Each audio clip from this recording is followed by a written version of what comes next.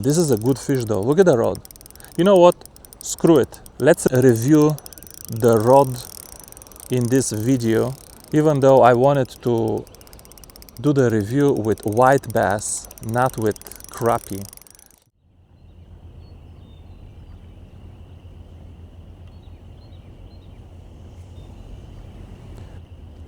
I do see some small dots here. None of the white bass business over there. Maybe these are even panfish. And I got nothing but white bass gear today. Practically speaking, I have been fishing for panfish strictly with super ultralight and extra ultralight.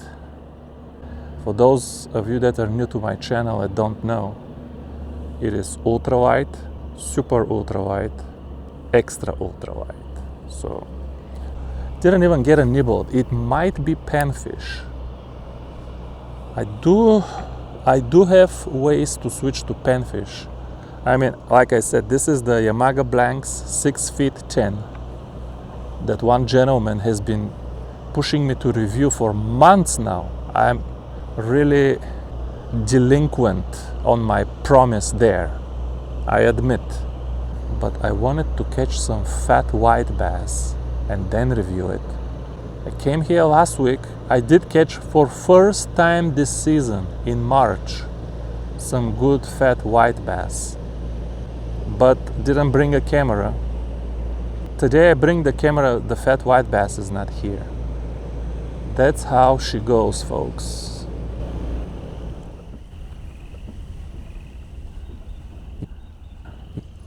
Is this fish or fish? Okay, let's see what is these dots here. I see some dots, very small, and this is a small fish too. They're not the big fat white bass. It's a crappie. Ma, come here, ma. I am so glad to see you, little buddy. So man, they're pregnant too. Are they coming here to spawn? So when the water is high, white bass is here. Water dropped. This is the first crappie I catch this year, folks. This year, 2026. I got the 3-gram tungsten, size 6 hook. 6 foot 10 Yamaga blanks, twin power. A big, thick fluorocarbon line. Very spongy.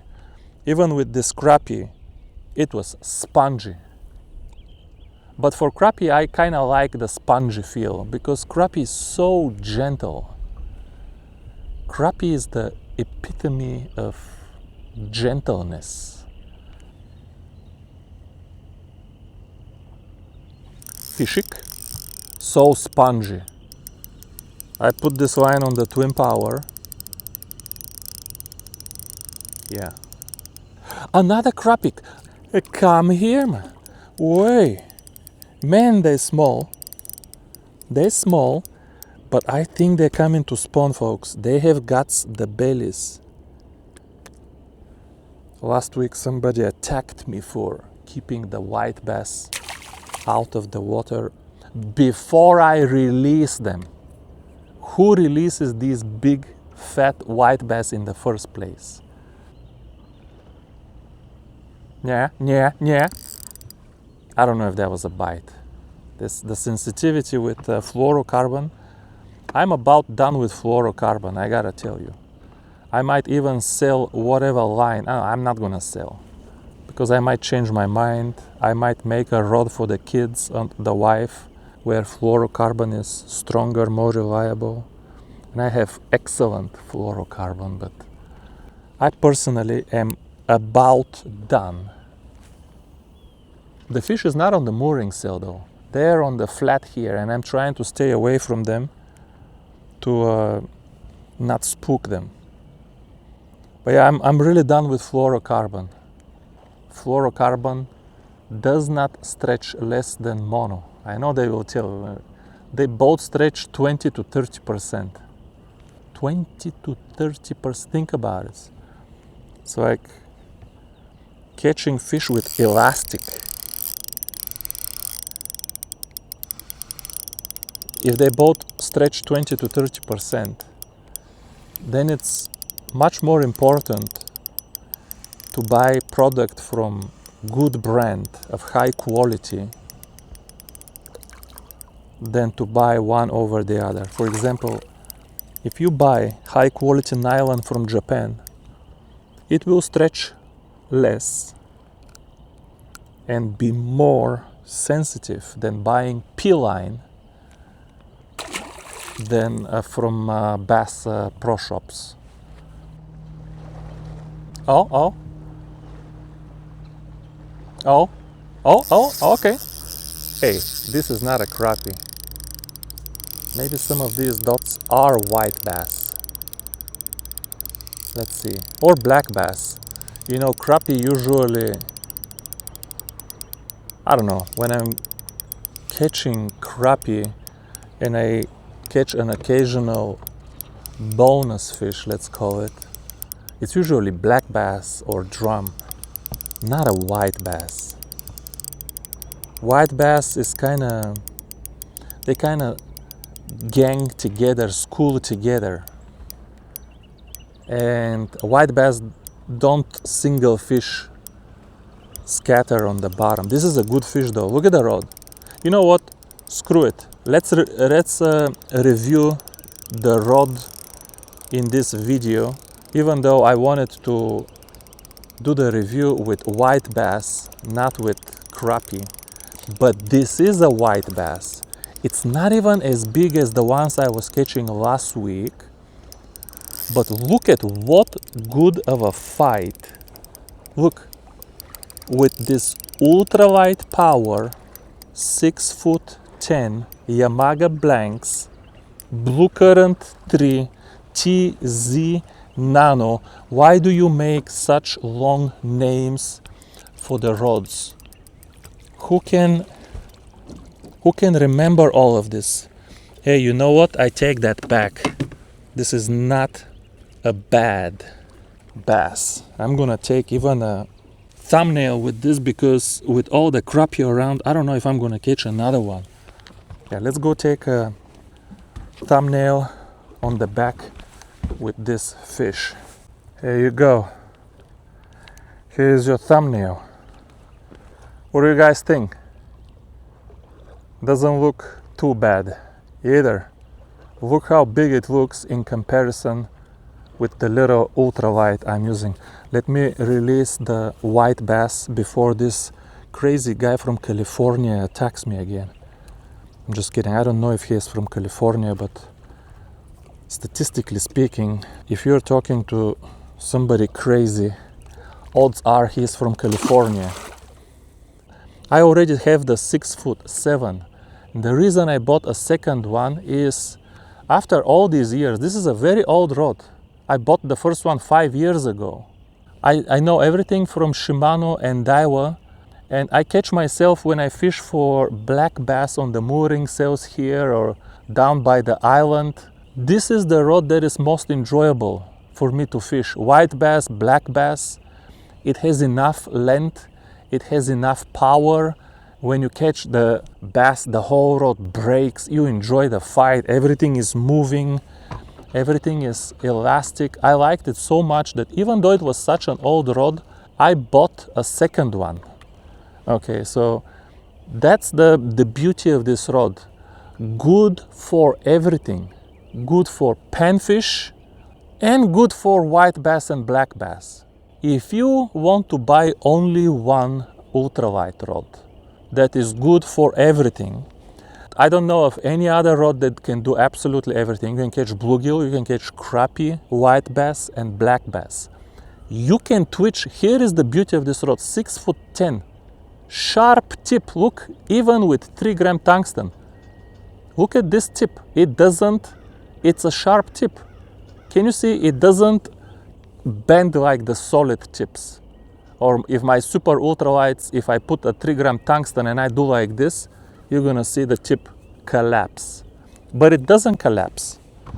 So this is a rod that you can fish all species that I told you, and you can twitch, you can run a swim bait, because it bends so deep and the tip is not too soft that you can run a swim bait. You're gonna hold the fish pretty good when you catch them. I actually love it for swim bait fishing. Usually when I catch the black bass on the mooring sails or down by the island, I catch them swim bait fishing. And it is so long that you can even use it for float fishing. Okay, I'm not saying that this is the best float fishing rod in the world, but I'm saying, what if you fish from a kayak? Do you really want to swing a 7'6" from a kayak? Who fishes a 7'6" from a kayak? And even then you cannot fish with a fixed float. Even then you're gonna fish with a sliding float because you cannot, it's difficult to cast fixed float 4 feet deep from a kayak. It doesn't work. You need a shorter rod and then you need a sliding float to compress the distance between the jig and the float. And with this rod you can absolutely, 6'10", more than enough to fish with a sliding float most circumstances. So this is literally a rod. I don't know another rod. Nothing comes close. Soare XR, no. Honestly, I don't know another rod that is good for everything. And you can say it confidently. If somebody buys this rod, you can't recommend a rod for, let's say, twitching, and the guy buys it and it has a soft collapsible tip. And he's like, dude, I spent $400 on this rod. You told me it's good for twitching and it sucks for twitching. I can still confidently tell you this rod is good for everything. Twitching, swim baits, float fishing from kayak, any species. Yeah, the rod is good for everything, folks. Especially bass anglers that due to, getting the virus, a lot of people, even bass anglers, even catfish anglers, watch my videos and you catch these crappie or white bass fish after fish, and they decide to get one ultralight and try that too. For these people, this is probably the strongest recommendation that I can give. If you are coming from bass fishing or catfishing, you can't tell me what is the best bluegill rod if money is no object. Best rod for what? If you come from bass fishing and I tell you the best rod for me for catching bluegill is the Abu Garcia Eradicator, and you find it on eBay for $400 and you buy it, you're gonna hate this rod and you're gonna blame me. The Eradicator, for somebody coming from bass fishing or, God forbid, catfishing, is a ridiculous rod. Looks like something that you would buy just to make a video stunt, but it's not practical. It is so extremely thin, flimsy. You can't even cast 1/16 gram jig without the whole rod going out of control. If money is no object, I would fish with the Eradicator for bluegill, but you're gonna hate it. You cannot move from a bass fishing broomstick to Eradicator. I see people's limitations. I see on YouTube there are limitations to how far down the power curve you can migrate. If you are coming from some other type of fishing, folks, just start with the Yamaga blanks, Blue Current 3 NANO TZ series. I know it's a lot of letters and words, but it's actually only one rod available. You're not gonna confuse it. I don't recommend the cheaper Blue Current that is not TZ NANO. That one is a little bit heavier, the guides are cheaper, the blank is less carbon. It doesn't feel as amazing as this. That one feels like a very nice budget rod. It might still be worth the $200, but gone is the magic feel. Just so you know, I'm not saying the cheaper one, the blue blank, is not worth the money or that it's a bad rod. It's a great rod, worth the money, cannot compare to the TZ Nano in terms of feel of magic. But yeah, I strongly recommend, if you come from other types of fishing, start with the Yamaga blanks, and you're gonna love it. You're gonna find it's amazing. I don't care what kind of fishing you do, it will support it. It's extremely sensitive. That's what I don't understand. Even though the rod is kind of 6'10" long, a bit on the heavy side for a Japanese rod. I say heavy, it's only 60 grams, but okay. The Japanese have 45-gram rods now. But it's still so sensitive. For example, this rod is every bit as sensitive as the Presso Air AGS with their fancy carbon guides and all of that stuff. Much more sensitive than the St. Croix Legend Elite Panfish, and much more sensitive than anything you can buy from Bass Pro shops. One last thing I want to do is compare it with the 6'7". Should you buy this or the 6'7"? And I'm gonna tell you right away, folks, I slightly prefer the 6'10". But my advice to you is, these rods are still available. The first thing you should do is just buy whichever one is available. If the store only carries the 6'7", buy the 6'7". If you find the 6'10" and both of them are available, maybe buy the 6'10". If money is no object, as they like to tell me in the comments, buy them both. Just buy them both. I don't care what you do, you're gonna use them later. You're gonna figure you're gonna use one for one and one for the other. But I did test them both, the blanks overlapping, on top of each other on the wall at home.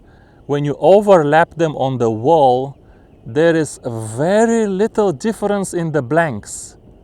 One is just longer than the other, but there is very little difference on the blanks. Now, to me, it feels that this rod has a little bit, maybe just a little bit, stiffer tip. The two rods, folks, there is very little difference in their action and in their blank from here going forward. The 6'10" has just a little bit firmer tip, or just a little bit more parabolic action. And this is why I like it just a little bit more. But come on two such long rods, this is all the difference. This is nothing. The differences are so tiny that it's more important which one is available for sale. You're not going to find both of them available. And it's also more important, how do you fish? Do you fish completely open water? If you fish completely open water, I definitely recommend the 6'10".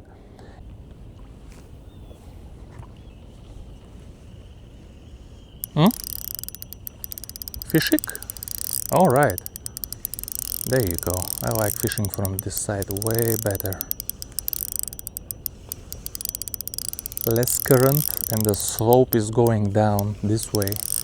So when the lure is coming up the stairs, it's actually hugging the bottom. I don't know if this is a small whitey or this is a crappie. It is a crappie. Come here, baby crappie. Come here, baby crappie.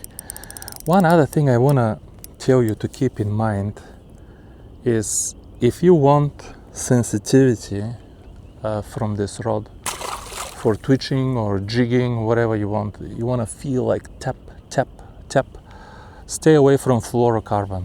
As I already mentioned in the video, fluorocarbon is terrible for sensitivity. Even for this rod, the bites are so subtle with fluorocarbon. Completely different rod with polyester or braid.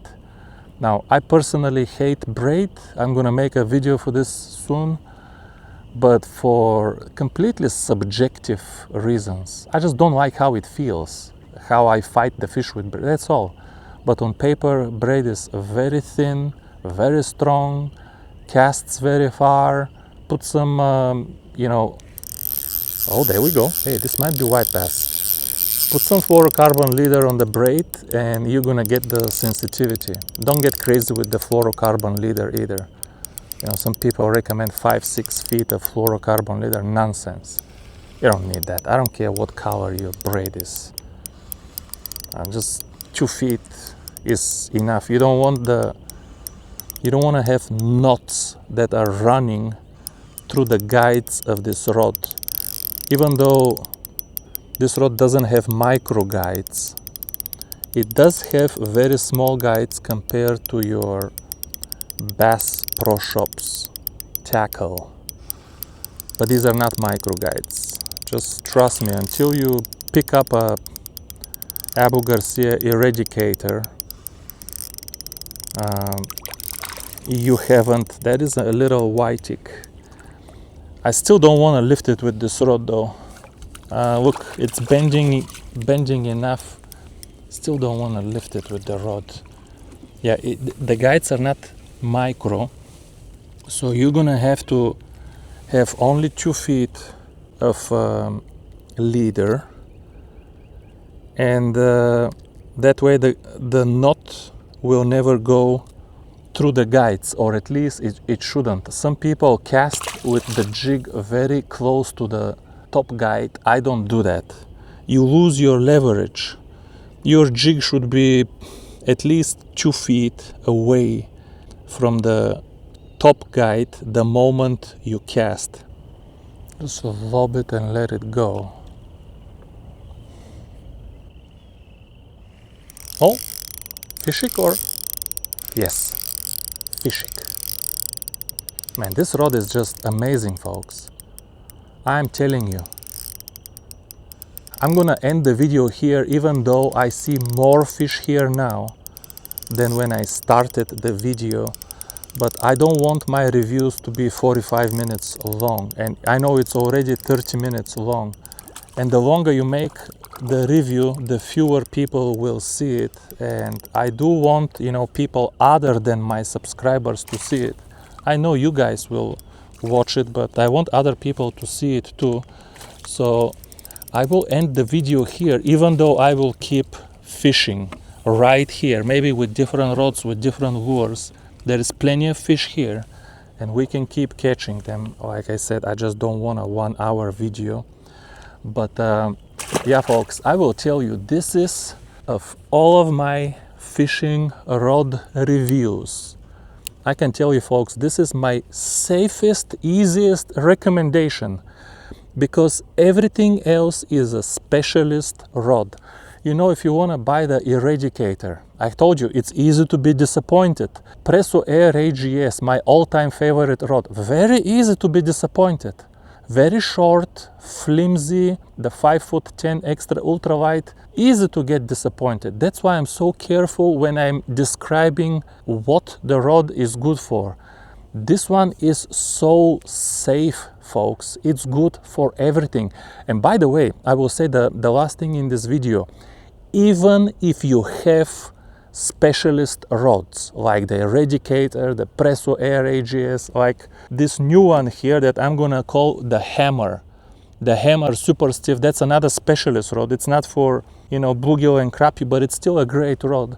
Even if you have a specialist rod, you will still appreciate this rod. If you don't have one of these, I still recommend it. Even if you have a bunch of specialist rods, don't think that your rods are better than this and you're not going to use this for nothing, because this rod can do things that the specialist rods cannot do. All right, guys, thanks again for watching. I know this video is longer than I wanted to. I appreciate you getting to the end. Thanks again, and I'll see you soon. Bye bye, folks.